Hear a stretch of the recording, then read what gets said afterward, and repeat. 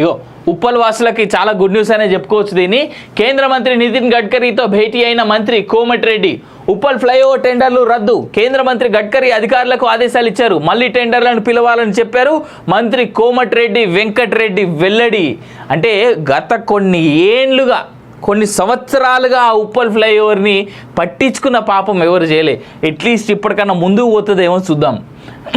గత కేసీఆర్ సర్కార్ నిర్లక్ష్యం వల్ల పెండింగ్లో ఉన్న 16 రాష్ట్ర రహదారులను జాతీయ రహదారులుగా మార్చాలని కేంద్ర రోడ్లు జాతీయ రహదారుల శాఖ మంత్రి నితిన్ గడ్కరీకి రాష్ట్ర రోడ్లు భవనాల శాఖ మంత్రి కోమటిరెడ్డి వెంకటరెడ్డి విజ్ఞప్తి చేశారు.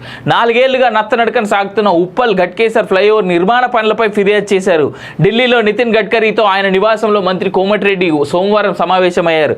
హైదరాబాద్ విజయవాడ 4 లేన్ల జాతీయ రహదారిని 6 లైన్ల జాతీయ రహదారిగా మార్చేందుకు విస్తరణ పనులు చేపట్టాలని కేంద్ర మంత్రికి కోమటిరెడ్డి విజ్ఞప్తి చేశారు. అనంతరం మీడియాతో మాట్లాడిన కోమటిరెడ్డి గడ్కరీతో భేటీలో మాట్లాడిన అంశాలను వెల్లడించారు. ఉప్పల్ ఘట్కేసర్ ఫ్లైఓవర్ నిర్మాణానికి సంబంధించి మంత్రి గడ్కరీ సదరు కాంట్రాక్ట్ సంస్థను తొలగించి కొత్తగా టెండర్లు పిలిచి పనులు పూర్తి చేయాలని అధికారులకు ఆదేశాలు జారీ చేశారని తెలిపారు. రీజనల్ రింగ్ రోడ్డు కోసం ప్రత్యేకంగా సమావేశం ఏర్పాటు చేసి సమీక్షిస్తానని గడ్కరీ చెప్పారన్నారు.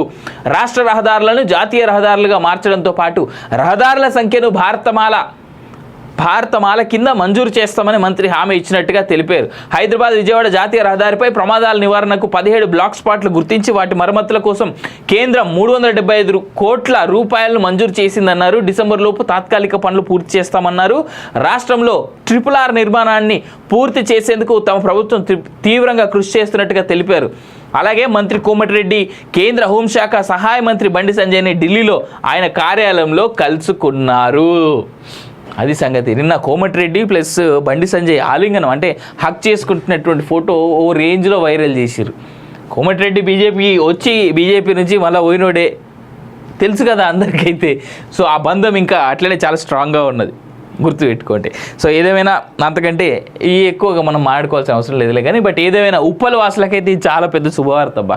ఆ ఉప్పల్ ఫ్లైఓవర్ అయిపోతే మొన్న యాదగిరిగుట్టకు పోయినాం, నేను సీనన్న మా ఆఫీస్లో ఇంకా 2-3 కలిసి అందరం ఆ రోడ్డు మీద పోతుంటే చూసినటువంటి నరకం ఉందయ్యా ఆ ట్రాఫిక్లో, మామూలు కాదు. మేము ఒకరోజు యాదగిరిగుట్టకు పోయి ఇట్లా వచ్చినందుకే మేము అంత ఇబ్బంది పడితే రోజు ఆ ఘట్కేసర్ నుంచి ఇటు సిటీకి వచ్చేటువంటి వాళ్ళ ఇబ్బంది, వాళ్ళు పడుతున్నటువంటి నరకం నిజంగానే ఆ దేవుడు ఎరిగేమో. మేము పోయింది సండే రోజు, అట్లీస్ట్ గత సండేనే మేము యాదగిరిగుట్టకు పోయేసి వచ్చినాం.